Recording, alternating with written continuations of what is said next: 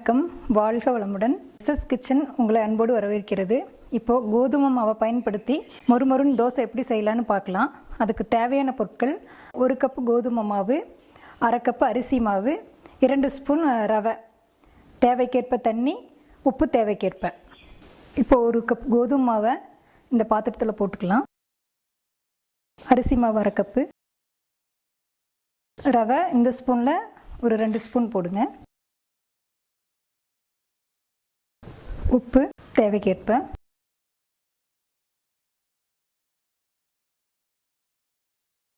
தண்ணி தேவைக்கேற்ப.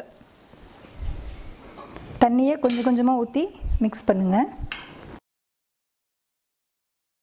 கட்டி இல்லாமல் நல்லா கலக்கணும்.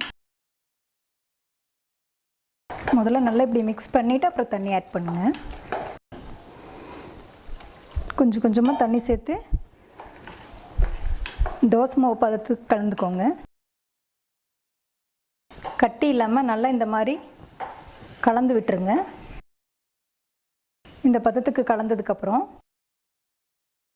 மூடி போட்டு ஒரு 10 நிமிஷம் விட்டுருங்க. ஏன்னா நம்ம ரவை இதில் சேர்த்துருக்கோம். ரவை நல்லா ஊறணும். 10 நிமிஷத்துக்கு அப்புறம் நம்ம தோசை வறுக்கலாம். இப்போ 10 நிமிஷம் ஆயிடுச்சு. இப்போ நம்ம தோசை ஊற்றலாம். இரும்பு தோசைகள் தான் யூஸ். இரும்பில் வந்து அயன் கண்டென்ட் இருக்கும், உங்களுக்கு தெரியும். வெங்காயத்தை நல்லா இப்படி கட் பண்ணிக்கோங்க. கல் காஞ்சிடுச்சு. இப்போ நம்ம இந்த வெங்காயத்தில் நல்லா தேய்ச்சிக்கலாம். கல்லை இப்படி தேய்ச்சி விட்டோம்னா தோசை வந்து ஒட்டாமல் நல்லா வரும்.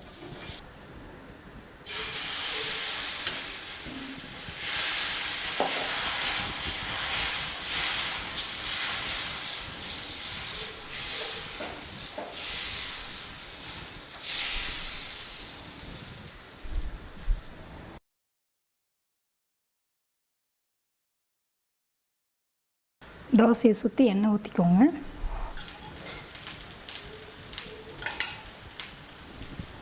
தோசை நல்லா வேகட்டும்.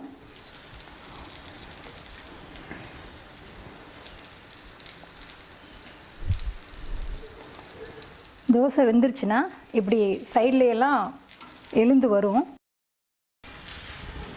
நம்ம ஓரமெல்லாம் இப்படி எடுத்து விட்டுட்டு திருப்பி போட்டுடணும்.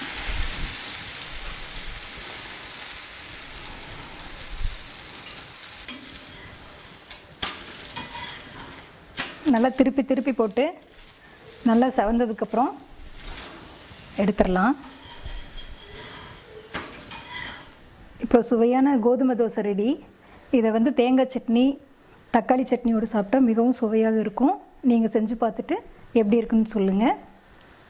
வாழ்க வளமுடன்.